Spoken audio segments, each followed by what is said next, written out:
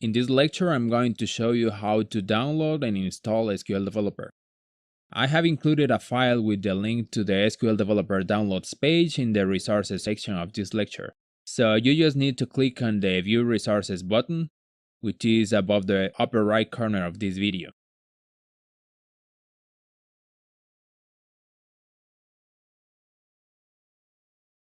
Once you get to the page, you will probably get a page like this one asking you to accept cookies.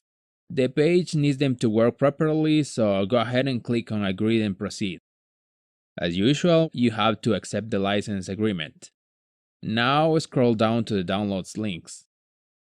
If you are using a 64-bit version of Windows, you can download the installer that includes the Java Development Kit or JDK.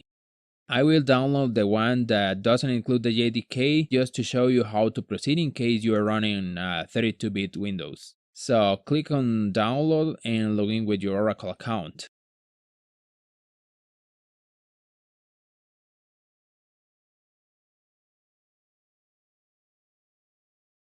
And click on save to start the download.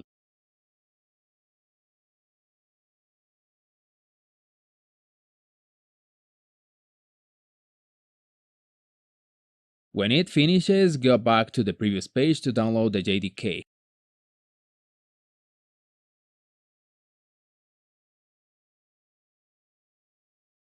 Again, you need to accept the license and click on the appropriate download link depending on your operating system.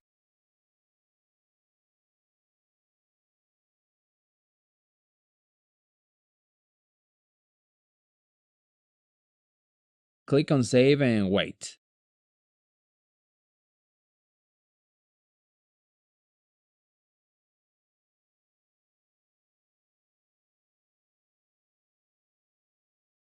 Now the first thing you need to install is the JDK, so go ahead and run the installer.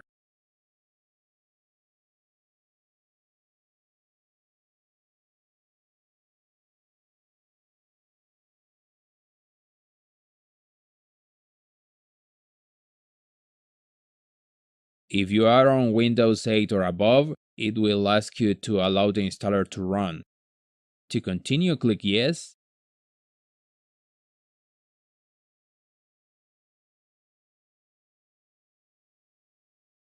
And then click Next. And Next. And wait for the installation to complete. This can take a couple of minutes or less depending on your computer speed.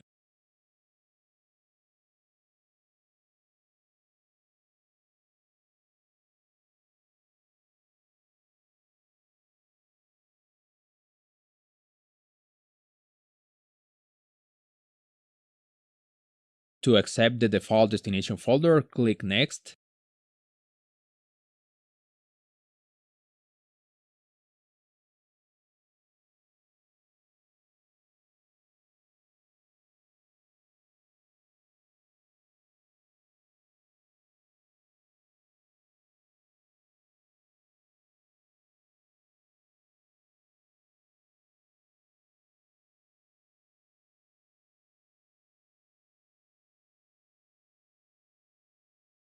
And at the end, click Close.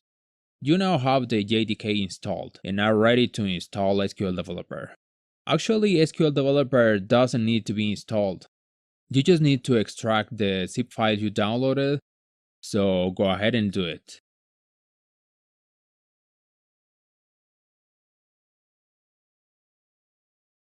I'm going to extract it into my downloads folder and I'm going to change the folder name, but you can choose a different location and name if you want to.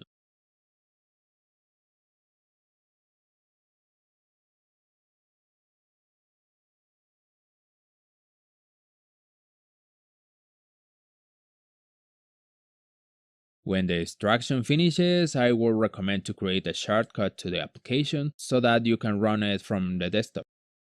So double click on the folder that was created and create the shortcut.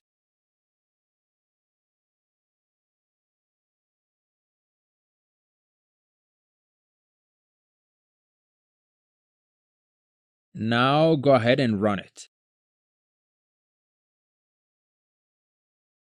When it runs for the first time, it will ask you for the path where the JDK was installed. So I'm going to click on the Browse button and navigate to the JDK location.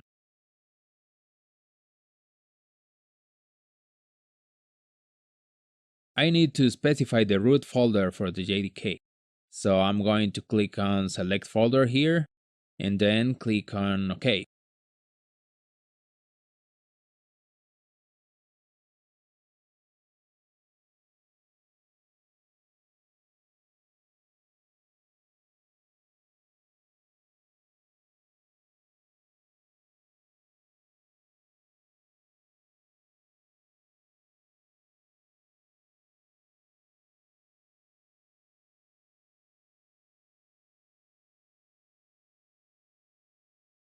I usually don't like applications to send usage statistics, so in this dialog I'm going to clear this checkbox and click on OK.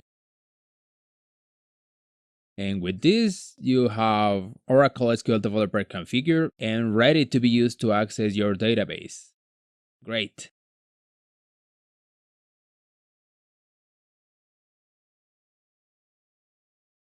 So the first tip I'm going to show you is useful if you want or need to change the language of the user interface. In my case, it is currently in Spanish, as you can see here. Even though Spanish is my first language, I usually like to have programs installed in English because it is usually easier to find help and documentation for the English versions. People might try to help you by saying, go to this option, click on that button, or change this setting. But if you have the program in other language, things can get complicated at times. So I want SQL Developer in English. So to begin, I need to close it if it is running and go to the installation folder. To do that, I'm going to right click on the shortcut and click on Open File Location.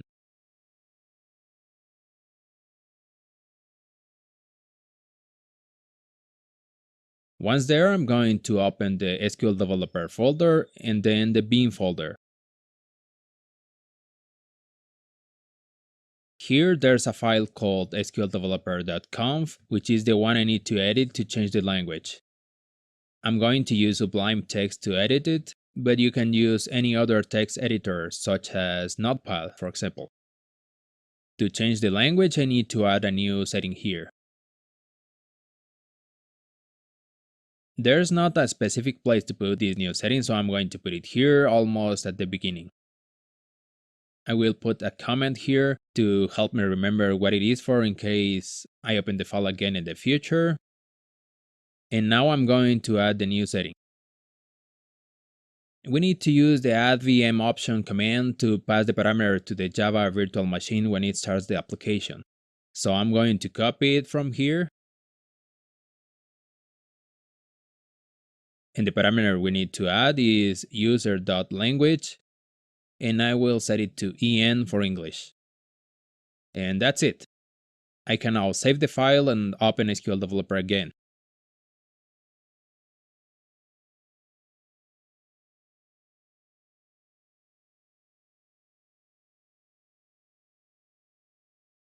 And yes, it is now in English. In this lecture, I'm going to show you how to create database connections. So to create a new connection, right-click on Connections, which is here in this panel to the left, and select New Connection. On this window, you have to give the connection a name, which I'm going to call sys, but you can name it however you like. For this connection, I'm going to use the sys user, so I'll go ahead and type sys and enter the password. Here, there's an option to define a color to identify this connection. If you are working or planning to work with more than one database, you should really use this option to minimize your chances of confusing them and making critical mistakes. I have seen people mistakenly delete data from production databases, thinking they were doing it on their test one. And believe me, you don't want to be in that situation. So, please, always set the connection color. Now, because I'm using the sys account, Here in the role list, I'm going to select SysDBA, but if you are using a normal user, you don't need to change it. If you are running your Oracle database on your local computer, you can leave localhost as the hostname. Otherwise, you need to write the name or the IP address of the machine where the database is running. 1521 is the default port of the Oracle listener, so most of the times you won't need to change that. And XE is the default instance name for the Express Edition. So if you're not working with an Express Edition instance, you will need to change the system identifier or SID. Now you can go ahead and click on the test button. If everything is correct, the test will succeed and you can now save the connection. If you get any error, just review your settings and try again. If you still have problems, don't panic. I'm here to help you. Just post your problem to the course discussion forum and I will do my best to help you out. Once the connection is created, you can confirm it is okay by double-clicking on it. If everything is correct, you will get no errors and the SQL worksheet will open ready to accept SQL commands. See this red frame here? That is the color I set for my connection.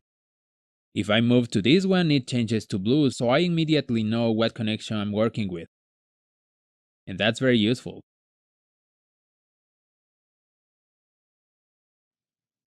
SQL Developer is a very powerful tool. As you may have noticed, it includes many features you are probably not planning to use, at least by now. And even if it is not noticeable, loading all those features has an impact on the application startup time and its performance. So my recommendation is that if you don't use them, you should disable them. And I'm going to show you how easy that is. Here in the Tools menu, click on Features, and you are going to see that there are several feature groups here. So what you have to do is expand these groups to see which features you think you don't need.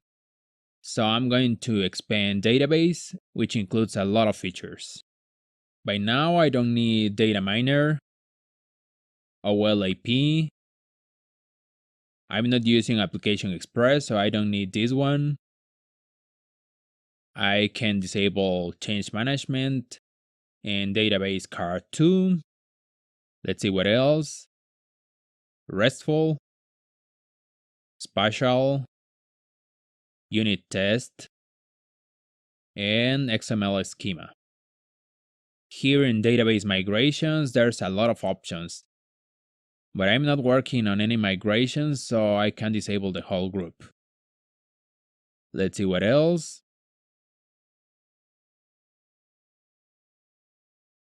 I'm not doing any version control for the things I do here, so I should be able to disable it. But for some reason, Data Modeler depends on Subversion, so I will have to leave it enabled. Okay, so I just need to apply my changes. And as you can see, a restart is needed, so let's click on Yes.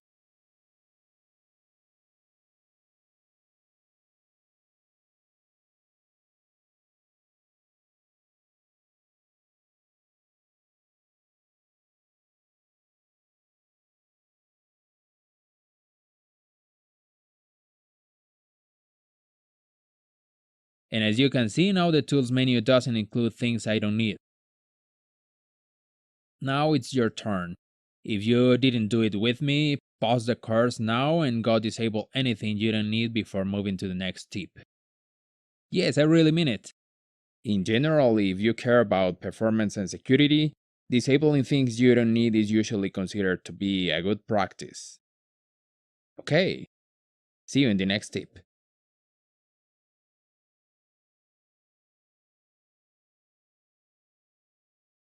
Now, how do you execute commands?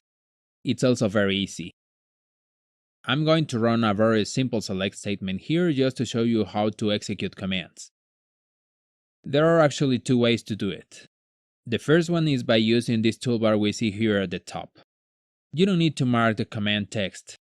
Just make sure that you are positioned on a line that is part of the command you want to run, and then press the play button. And by the way, commands must end with a semicolon. The other way to execute a command is by pressing Ctrl Enter. I always use this method because it is more efficient to do things on the keyboard than having to move your hand to grab the mouse and click on the button. Now let's see how to run a script. But what is a script? When you have a group of commands or instructions that you want to execute in one run, that is, without you having to execute them individually, that is called a script. I'm going to add a second command here so that we have a script.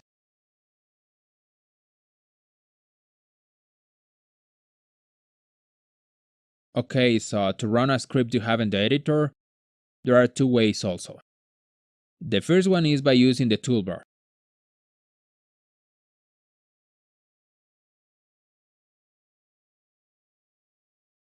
As you can see, both statements were executed, and we have the results of both commands here in the script output. The second method to execute a script is by pressing the F5 key.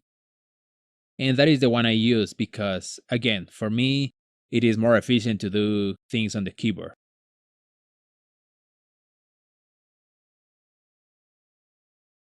And if you don't have your script in the editor, but it is an external file, you can reference it by using the @ sign followed by the path and name of the file. And then you can either use the toolbar or the F5 key to actually run it. Okay, that's it. See you in the next tip.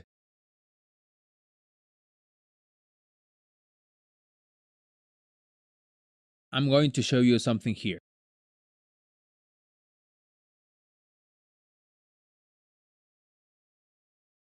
I'm going to run this command. Oops, something didn't go well. As you can see, the error message gives me some information to help me identify the problem, which includes the line and column numbers. Since I only ran this command, I know the problem must be somewhere here, but if I run the whole script, it is no longer that easy.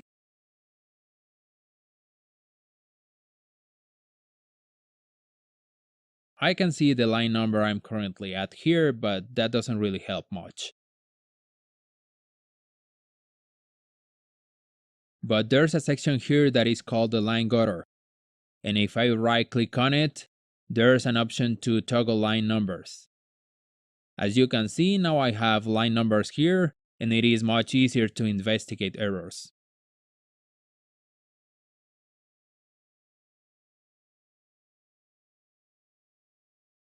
Now, there's another useful thing about the line gutter.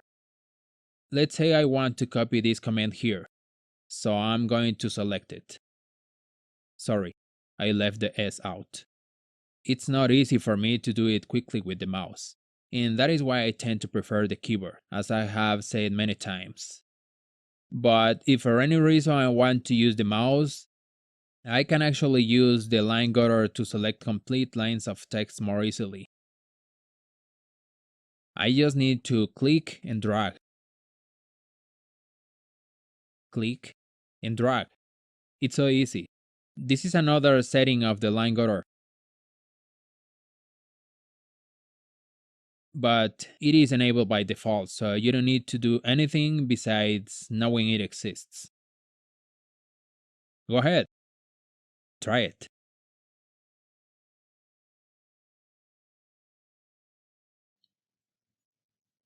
When I write SQL code, I usually do something like this.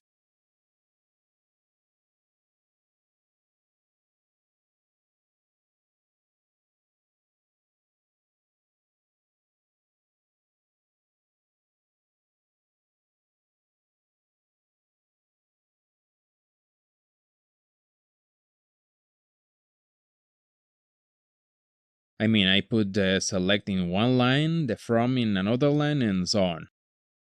Usually, I even use tabs to indent the where clause when I have more than one condition. But sometimes I'm just lazy and don't care about those things and just write everything in the same line.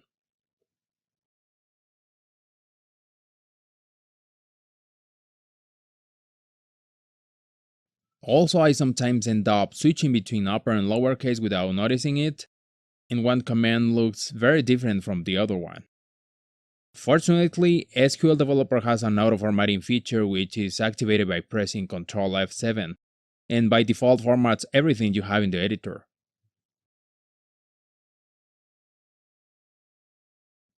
As you can see now, my two commands look more similar. All of the keywords are now in uppercase and both commands are just one line. But this format is not really what I want, so let's see what we can do about it. I'm going to go to Preferences, Database, SQL Formatter, and Oracle Formatting. By default, you are probably going to have the All Preferences profile selected, but you can change it to SQL, so let's see how it works. If I press Ctrl F7 again, now things look different. Keywords are still in uppercase, and now I have the commands separated in several lines each. Let me undo this just to show you something. I'm going to add a new line here and format again.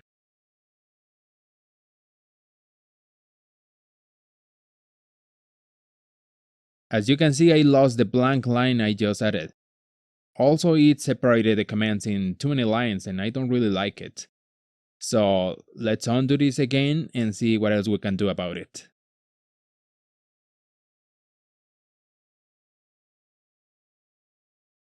Well, we can edit the profile we're using, and there are actually a lot of things we can customize about it.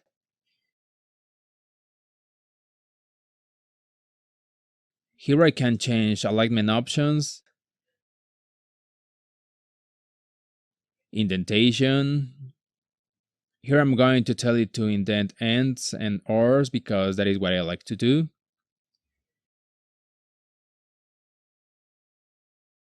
Here in line breaks, I'm going to clear this one.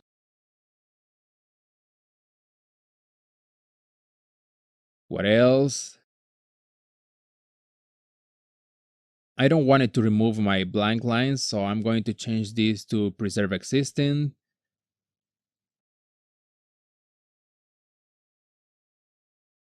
I don't want to change anything about case line breaks. And I wanted to make sure there's always one white space around operators and one space after commas.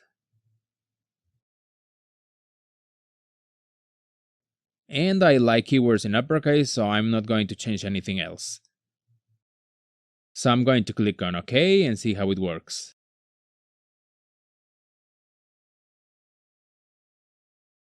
Good. Things look very similar to what I would have done, so I'm happy with it. Now, one final thing. As I mentioned earlier, it formats everything by default.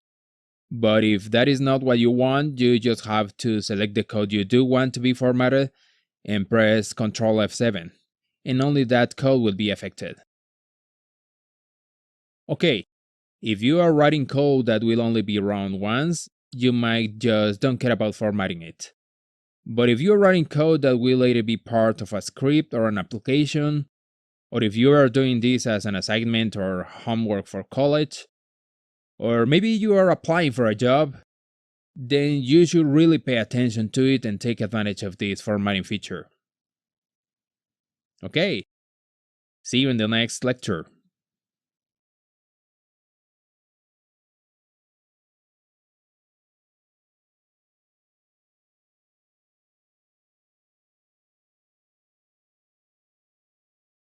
Check this out. I have this command and I have this result. Here you can see there are several cells that show the word null. You may already know that, but that is not really what I have stored in the database. Null means the lack of a value. It is not an empty string, it is not a white space, and it is not zero. Null means that there is no value, so its value is unknown or undefined. Now, nulls are actually very important, and having them displayed the way we have them here doesn't really help to differentiate them from cells that have actual values. So this tip is about making nulls display in a special way so we can easily recognize them. I'm going to open the preferences window again, and in the database section, I'm going to select the advanced option. And once there, I'm going to select a different background color from the list. I'm going to select light gray. And now, as you can see, it is much easier to identify nulls at first sight. We don't even need to read or pay much attention. And it was pretty easy, right? Okay, now it's your turn. Pause the course again and do it.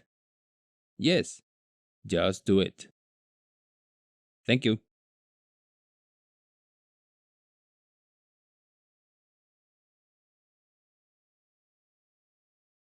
If you have run any command here on the worksheet, you probably already noticed this. I get my results here, and if I run another command, the results are again here, so any command I run by default overrides the results from the previous one. That is just what I need in most cases, but sometimes I want to preserve some command's results. And I'm going to show you the different ways we have to do it. The first one is by pinning the results with this button here. When I do that, the results from the next command I run will be displayed in a different tab, and my previous results are still there. And I can do it every time I need to keep the results from a query.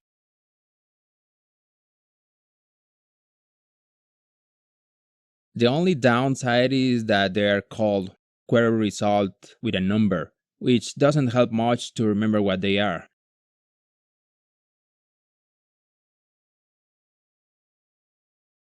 I can see the SQL when I hover the mouse, and I can also see it if I click on SQL, but that's not really very efficient. I'm going to unpin this,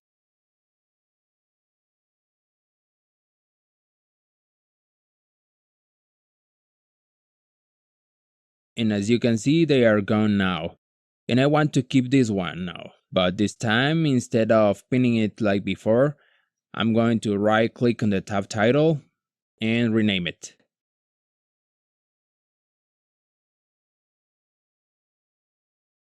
And I'm gonna do the same with this one.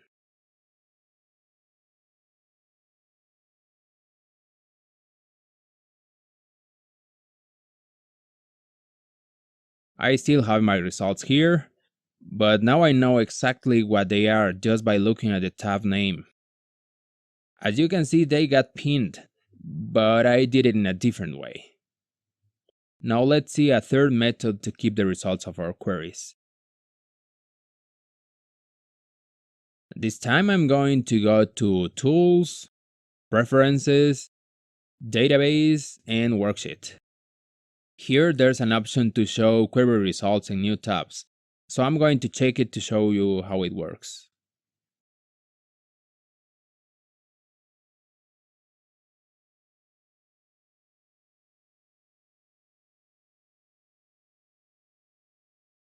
When this option is on, every command result will be automatically pinned. So every time you run a query, a new result tab will be created even if you are running the same command several times. This obviously will use more resources from your machine, and you can end up with dozens of tabs here which you're probably going to want to close at some point. I personally don't like this option and never use it, but I know several people that do like it, so you might want to give it a try and see if you find it nice or useful. Alright, see you in the next lecture.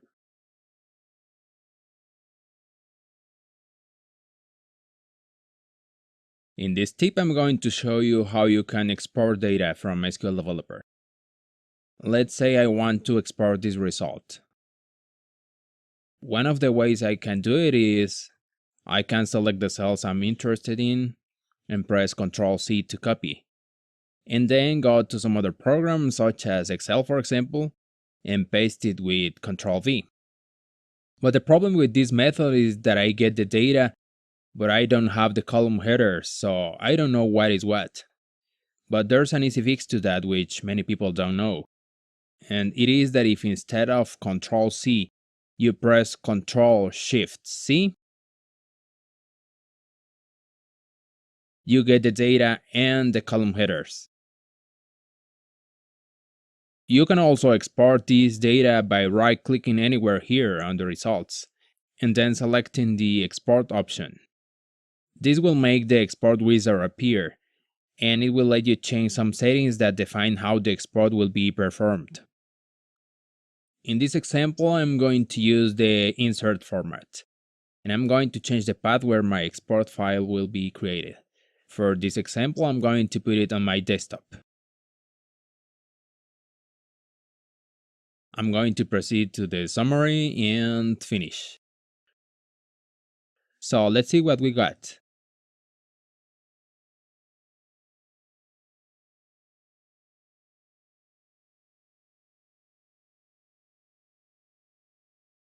As you can see, this option generates an insert for every row in the results set we exported, which can be very useful in some cases.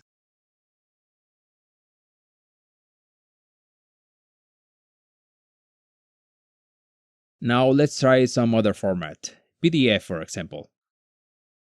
There are some optional things I could define here, but I'm only going to change the path again.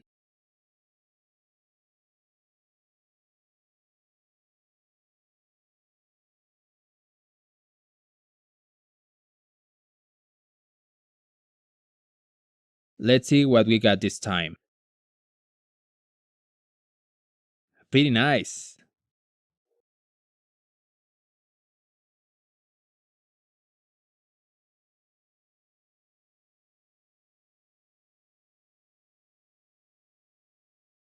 How about HTML?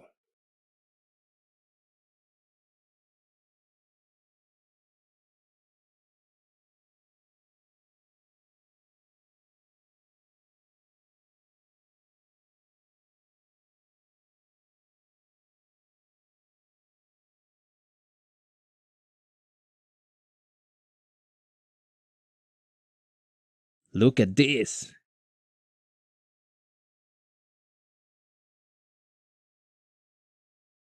Isn't that cool?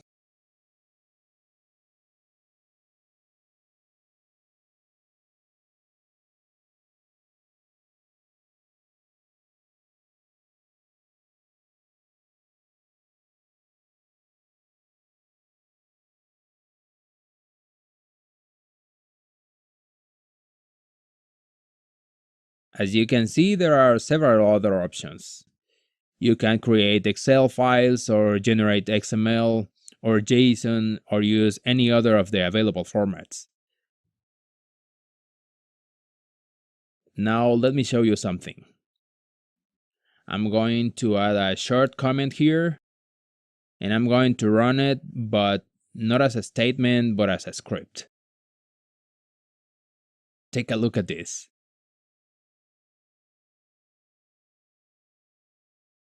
Now I'm gonna change this to insert, for example. As you can see, I can tell it the format in which I want my results just by adding a simple comment.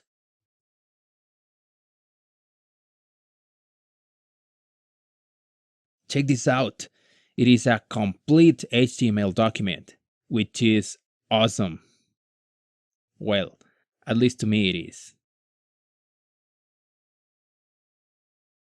And if you want to write it to a file, you can use the spool command, which might be known for those who have used SQL Plus before SQL Developer.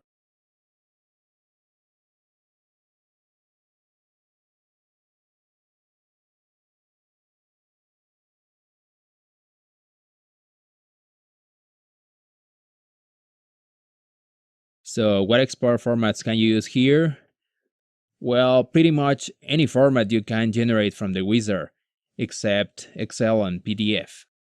And if you want to export a table, Just look for it here in the Connections panel, right-click on it, and select the Export option. Here there are some settings that are similar to the ones we saw before, but you can also decide whether you want to export the table creation script or DDL and the data.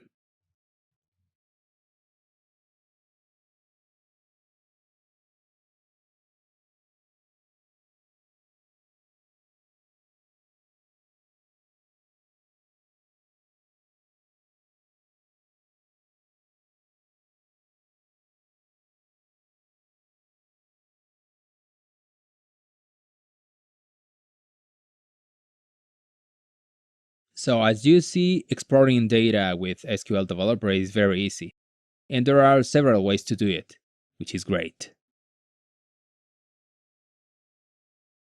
In this lecture, I'm going to talk about a feature of the SQL editor that is called code templates.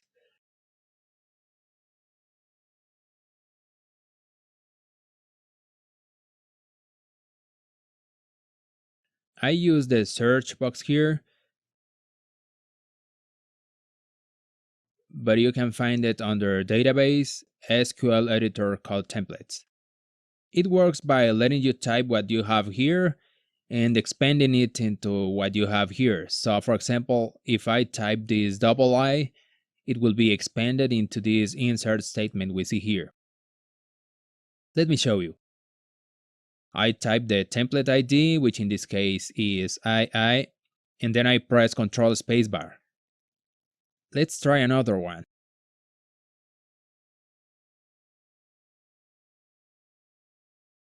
SSF, for example, for the very commonly used select star from table.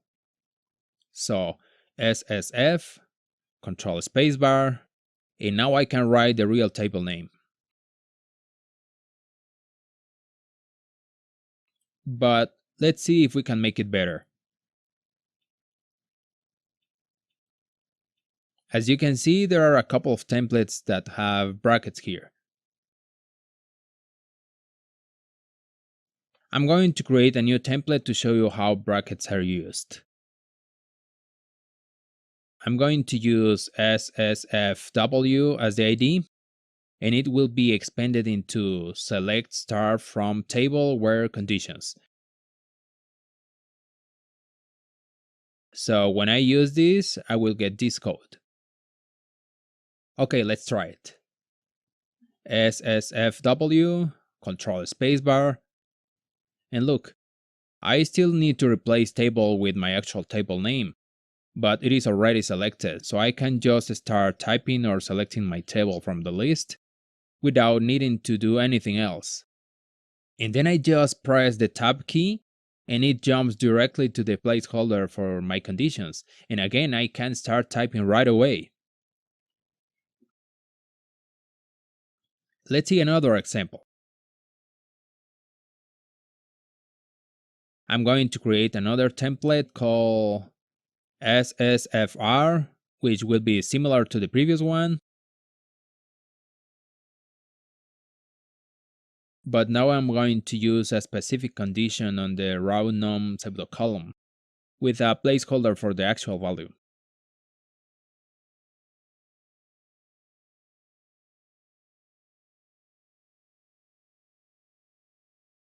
So SSFR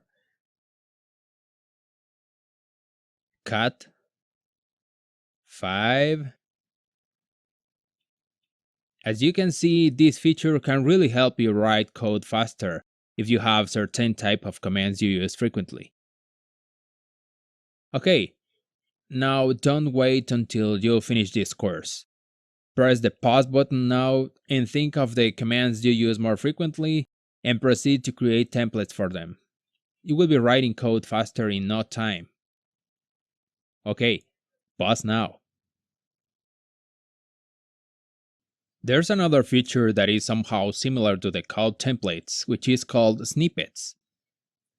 Snippets are code fragments that you can use if you don't remember the syntax of some function or SQL construct you don't use very frequently, or if for any reason you don't want to write it yourself.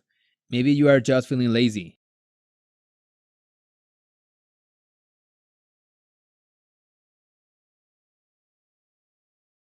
There are several groups or categories, each one with many snippets in it to choose from.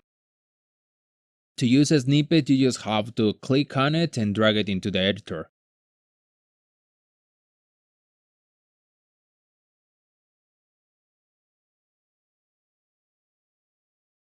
For example, if you don't remember how to code a dense rank, you can simply drag it into the editor and you will get an example you can use to build your query. There are lots of different snippets.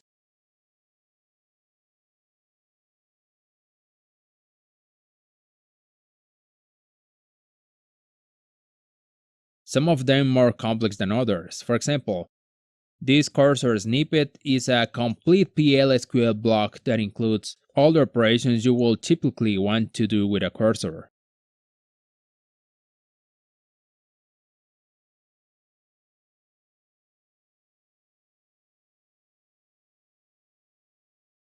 As you can see, snippets have tooltips that will help you understand what they are.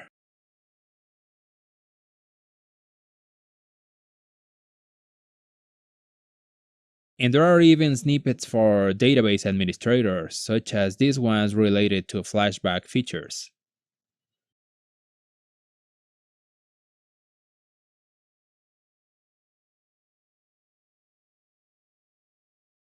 And you can also create your own snippets.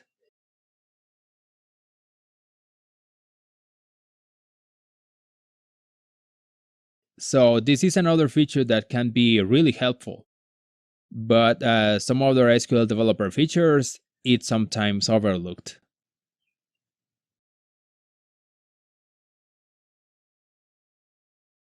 Okay, you should go check out snippets now. See you in the next lecture. In this tip, I'm going to show you how you can generate relational diagrams from your tables in SQL Developer. This is a pretty cool feature if you ask me. The first way to do it is by opening the table details window for the table which you want to diagram. So I'm going to open the details window for my employees table. I click on connection, then I select tables, and then click on the desired table. Another way to get here is by clicking on the table name here in the worksheet while pressing the Control key. See? When I press Control, the table name becomes a link. Okay, I have a lot of information here, which includes the definition of the columns, the data, and a lot of other things which you can check if you are interested. But in this case, I'm interested in this tab here that says Model. So I'm going to click on it. And there it is. A relational diagram that includes the table I selected and all other tables that have a direct relationship with the one I selected. That is, tables that have a foreign key that references this table, or tables which are referenced by a foreign key in this table. And if I want to include another table that is not directly related to the one you selected, but is related to one of the tables in the diagram, you can right-click on the table and select Show Parent and Child Tables. In this case, the location table was added because the departments table has a foreign key that references the location table. Pretty cool, huh? And there is another way to generate relational diagrams in SQL Developer. You may already know this, but there is a separate tool that is called SQL Developer Data Modeler, which was specifically designed to simplify modeling tasks. But what many people don't know is that Data Modeler is actually included in SQL Developer as an extension. So you can use Data Modeler features from SQL Developer. So if you want to build a diagram that includes tables that are not related to each other, or want to be able to export your diagram as an image file or PDF, you can use Data Modeler this way. Click on the View menu, then select Data Modeler, and then Browser. This will open this section here. Now we expand this design and right-click on Relational Models, and then click on New Relational Model. And now, from the tables list, you can select all the tables you want to include and drag them into the diagram.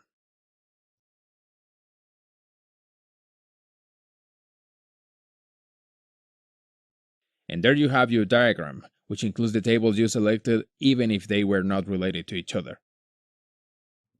And if you hold Control while dragging the tables into the model, it will include the related tables as well, even if you didn't select them from the tables list.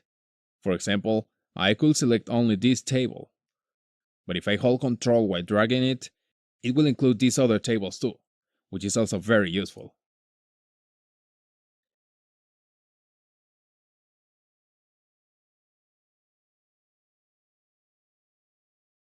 And now you can go to File, Data Modeler, Print Diagram, and print to an image file or to a PDF. This can be very useful if you document your designs.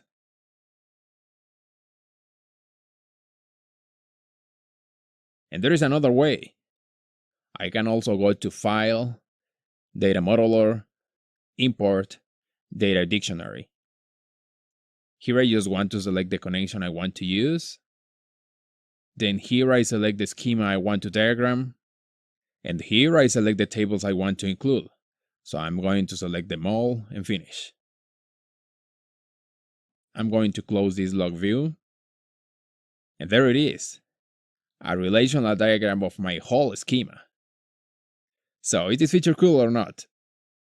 I know. See you in the next tip. In this lesson I talk about two features that are actually unrelated, but I decided to put them together because they are very short. The first one is the navigation filter. When you connect to a database, by default you will see all these types of objects here, and that makes sometimes difficult to find what you are looking for. For example, if I'm looking for a type, first I need to find the types node here, among all of these nodes. But if you don't use all of these types of objects, and you know you don't really need to see them here, you can make SQL Developer show you only the ones you use. To do that, you need to go to Preferences, Database, Navigation Filter. Once there, you need to select this checkbox to enable navigation tree filtering. And then you can unselect the things you don't want to see. For example, if I only want to see functions, procedures, packages, and types, I can unselect everything and then mark only those nodes.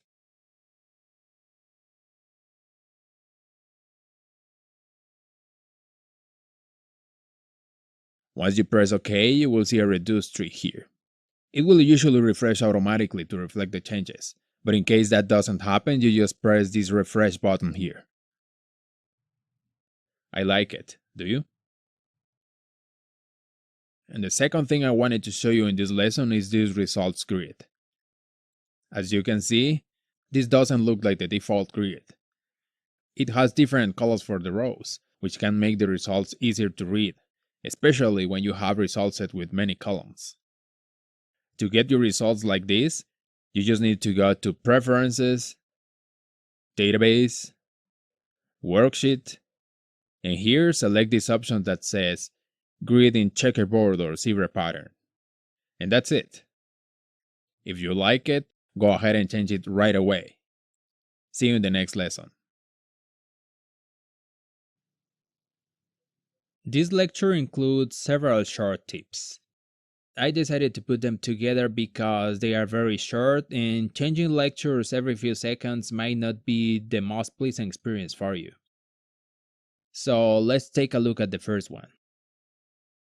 SQL Developer keeps a record of the commands you run in what is called the SQL history. To view your history, you can simply press the F8 key or use the View menu and then selecting SQL history. You can use this box to find your commands more easily. And once you have found the command you want, you can use this button to append it to the editor, or you can use this one to replace what you have there. I find this feature very useful and I use it a lot.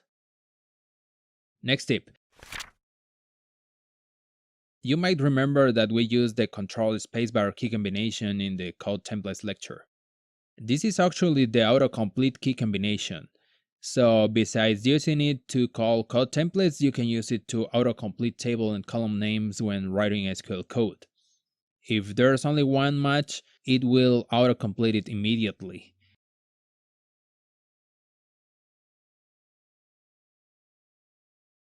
And if there is more than one, it will display a list of the available options as you see here.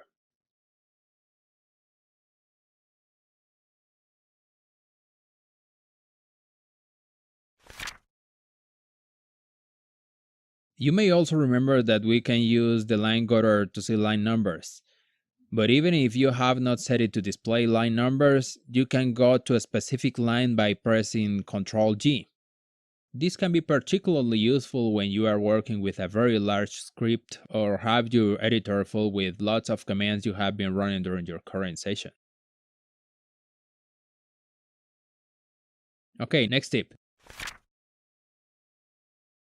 You probably know that you can use the describe command to see the structure of a database object. For example, if I need to see the names and types of some tables columns to write a query, I can describe it, and I get the results here in the script output.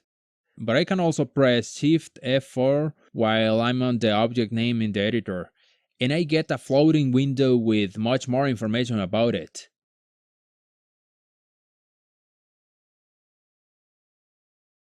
which I can keep open while I continue writing and running my queries.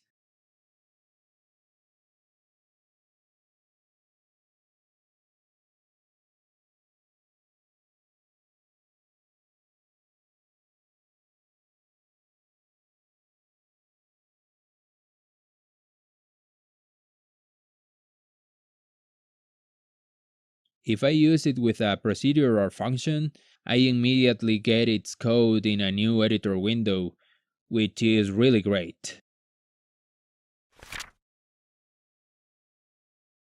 There's most likely going to be a time when you have more than one editor worksheet open and you want to switch between them. If you are like me that prefer to do things with the keyboard, then here is how you can do it.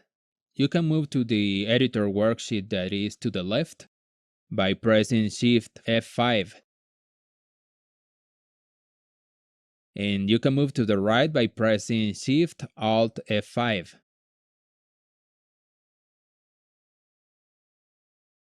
And you can move to the last worksheet you were at by pressing Control Tab Tab. That is Control Tab, and then without releasing Control, Tab again. Actually, if you press Control Tab Tab and don't release the Control key, you get a list of the different program sections or tabs you have open, and you can continue hitting Tab until you get to the one you want to focus on.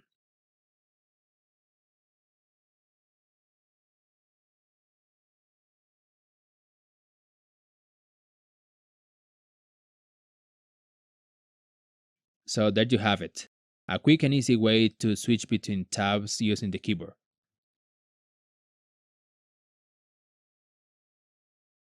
The first tip in this lesson helps you change text to uppercase, lowercase, or any cap very easily. You just have to press Ctrl plus Shift plus single quote, and it will toggle between uppercase, lowercase, and init cap. This can be useful because the code formatter is currently not very flexible regarding case change. There is a preference for the completion inside that offers some additional options, but if you activate it, it will change the case automatically, whereas this option lets you change it on demand. Next tip. This is a keyword shortcut that I use very frequently, and I really mean very frequently. This tip helps you comment and uncomment lines of code very easily. You just have to press Ctrl and slash at the same time, and it will comment the current line of code, or will uncomment it if it is currently commented. And after that, it will move to the next line. For example, I sometimes want to test different versions of a query, and I have something like this. So if I want to test the second where clause, I just need to do this.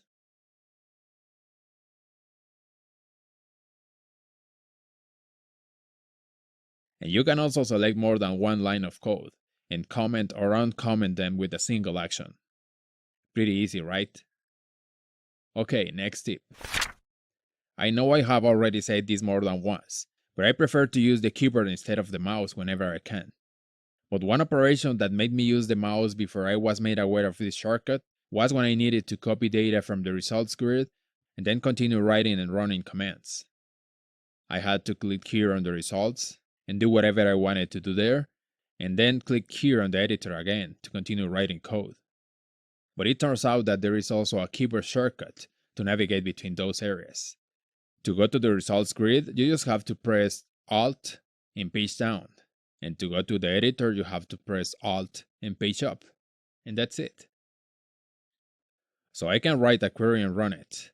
Then hit Control page down to copy the results. Then go somewhere else to paste them.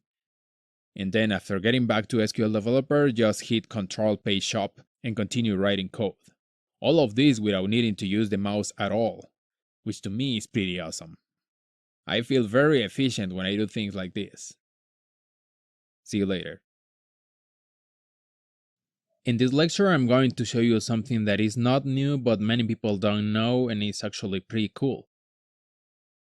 This is probably not something you are going to find particularly useful for your job or your learning process, and that's why I put it here in this extra section. But you are most likely going to like it, and if you are creative, you might find some pretty cool uses for it. Okay, let's see what I'm talking about. I'm going to use a very simple query for this example.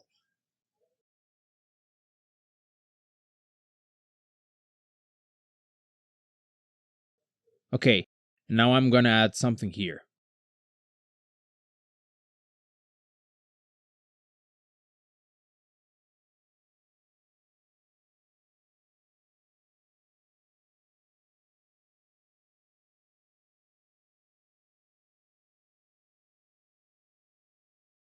Check this out. Now let me change something.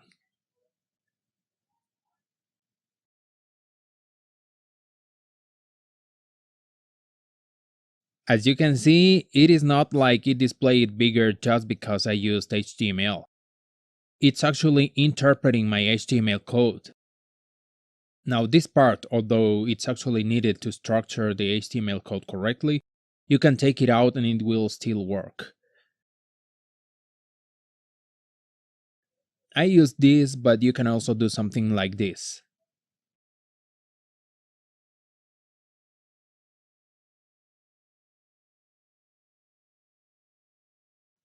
And this.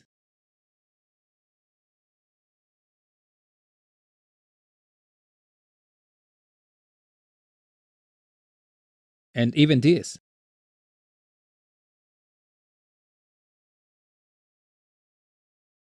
So you can change the face, the size, the color.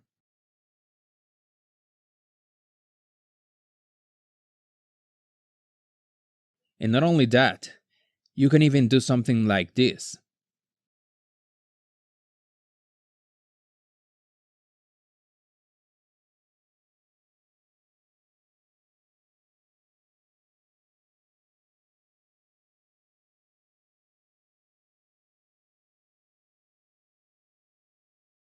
Can you believe it? And this is an actual image from the web.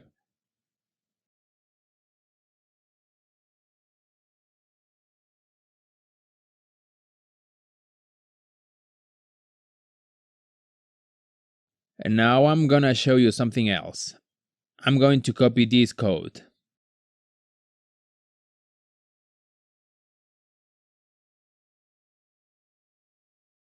Here I'm going to add a new template. I'm gonna call it blue, and I'm gonna use this code. So select blue, control spacebar, table name.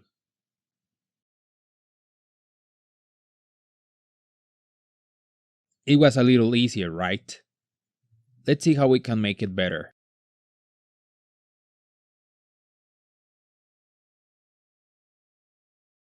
Here it is. I'm going to add this and this.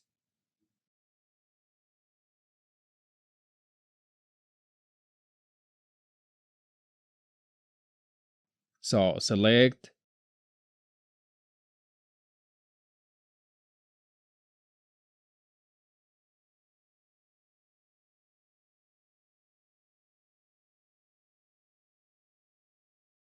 Oops, wrong table. Okay, but it's still not very generic.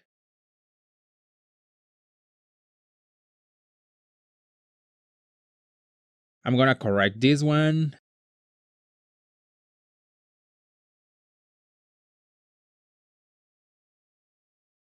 and I'm gonna add another new template, and I'm gonna call it color. And this one is not going to have a fixed color.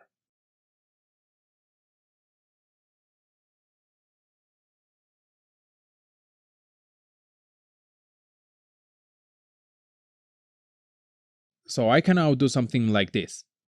Select color, blue, color, green for example, from cat.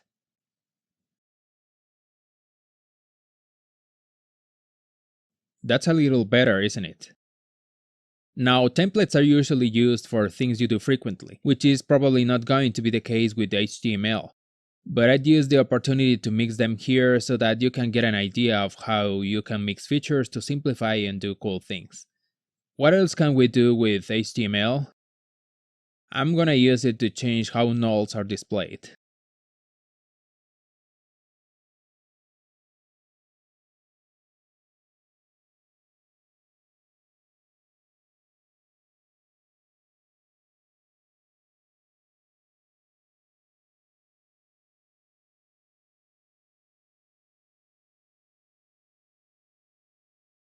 Let's try it. Select star from...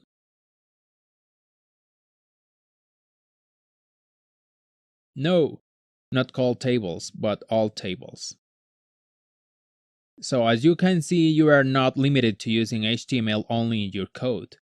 It can actually be used in some of SQL Developer settings too. And that's it. Now you know you can use HTML code in SQL Developer. So what do you think of this? Do me a favor. Please share your thoughts in the discussion section.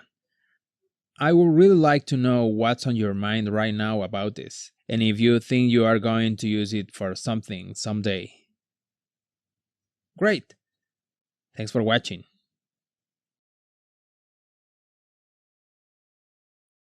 Hey, welcome back. Here is something new for this extra section. In this lesson, I will show you how you can display gauges in the results of your queries. This can be very useful because gauges give you a visual or graphical representation of the values, instead of just a number. This is how they look like. Pretty nice, don't you think? Now let's see how they are built. This part here is what builds the gauge. These two keywords are always the same. They are what tells SQL Developer that we want a gauge. Then the first value here, which in this case is this number 1, is the minimum value that can be represented in the gauge. Then the second value is the maximum value, which in this case is 25,000. Then it comes the low threshold, which in this case is 2,500. The low threshold is this colored area you see here at the left side of the gauge, and it can be useful to see which rows have a value below a predefined limit or threshold. Then it comes the high threshold, which in this case is 15,000 and works in a similar way than the low threshold, but in this case to see values that are over a predefined limit. The high threshold is this red area you see here to the right. And finally, you must provide the column or expression that provides the actual values for the gauges. In this case, I am concatenating the salary, because that is the value I want to display. So, to summarize, to build the gauge, you need the minimum, maximum, low threshold, high threshold, and finally the actual value, which is represented by the black bar you see here in the middle of the gauge. Okay, just in case you are wondering, as you can see, this is a string, which means that you could build it dynamically, based on the values stored in your database. So you don't need to hard code these values if you don't want to. I'm not going to show you that here because that will be done using SQL functions, and SQL is out of the scope of this course. My goal here was only to show you that SQL Developer can display these beautiful gauges as part of the results of your queries. The syntax and the necessary parameters to build the gauges might not be very easy to memorize, so if you like them, you should consider creating a code snippet or a template to help remember the syntax in the future. Okay, that's it for this lesson. See you later. Hey, welcome back. In this lecture, we are going to download and install the database system. The Oracle database can be installed on Windows or Linux only. In this lesson, I will show you the installation process on Windows, but doing it on Linux is also an easy task. I have included a link to the official downloads page in the resources section of this lecture, so click on the resources button and then click on the download link. Once you get to the site, the first thing you need to do is to accept the license agreement. And then you need to select the appropriate download for your operating system, which can be Windows 64 bits, Windows 32 bits, or Linux.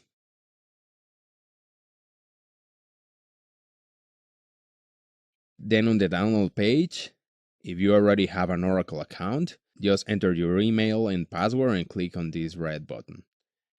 If you don't have an account, just click on the Create Account button to create one for free. You just need to fill in the requested details, which will take you just a few minutes. When prompted, make sure to save the download and wait for it to complete. I didn't include the whole download process here, as there is no point in showing you that in the video. So please pause the video now and unpause it when your download finishes. See you later.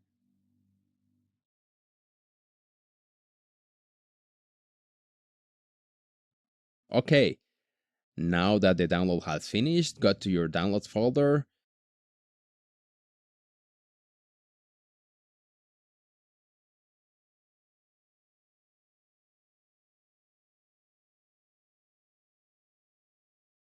Extract the zip file and run the installer.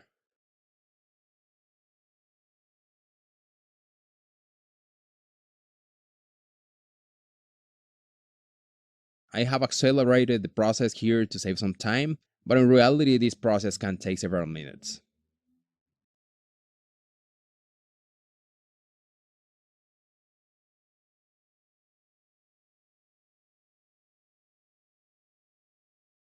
We will install the Express Edition version 11G because Oracle has not released an Express Edition for version 12C yet. And I think the Express Edition is ideal for learning because it is lightweight. I mean, it doesn't require a lot of resources to run. And the Express Edition is free to use, even for commercial purposes.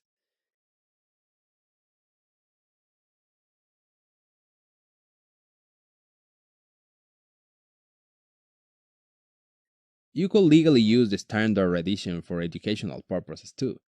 And Oracle has made available a virtual machine with the standard edition instance already installed and configured. But to make the virtual machine run smoothly, you need to assign a lot of RAM to it.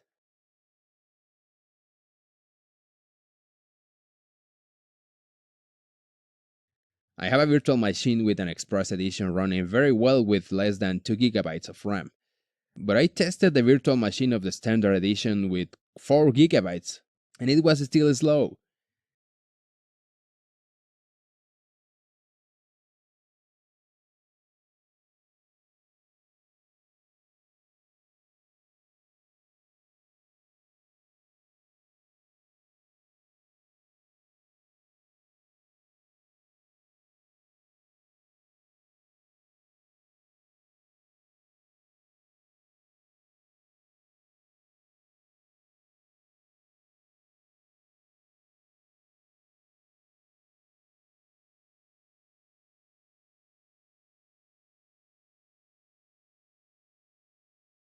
Okay, when prompted, accept the license and confirm the destination folder.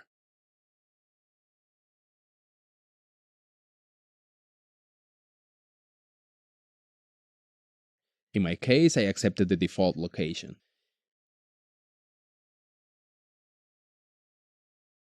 Here you need to define a password for the sys and system accounts. You will need this password to create other user accounts, grant privileges, and so on. So make sure to choose one that you won't forget. Or better yet, write it down now. Yes, I know. Writing passwords is usually not something you should do, but this time I do recommend it because you will be using this database for learning purposes only, and you won't be storing any important information in it. You won't believe the number of times I've seen this question asked on internet forums. I don't remember the password of my database. How do I reset it? So this is what you are going to do. Open your email and send yourself an email with this text. This is the password for the sys account on my test Oracle database. And write your password there. Okay, after entering and confirming your password, click Next and Install, and wait for the installer to finish. Again, I accelerated the process here, but it can take several minutes on your computer. You should be very happy that you are learning SQL with an Oracle database, because in my opinion, Oracle is definitely the best relational database available today. It can handle big amounts of information very efficiently. And regarding SQL, it includes a lot of features and functions that allow you to do wonderful things with your data. I really enjoy working with Oracle SQL, and I think you will too. I really do.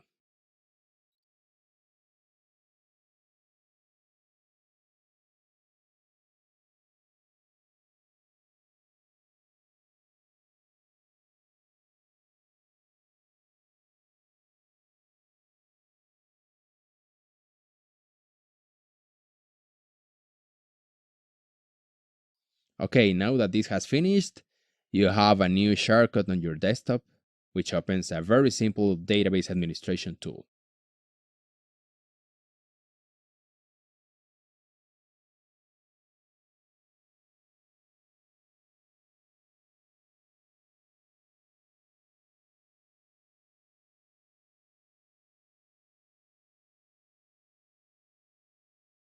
To log in, you can use the sys account.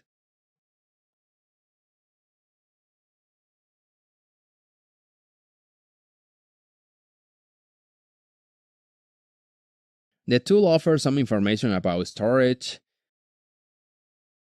sessions, and database parameters.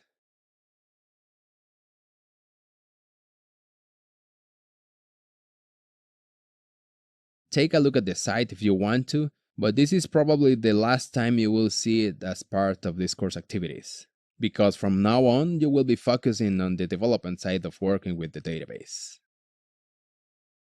Okay, you are now ready to continue with the next lesson. See you there.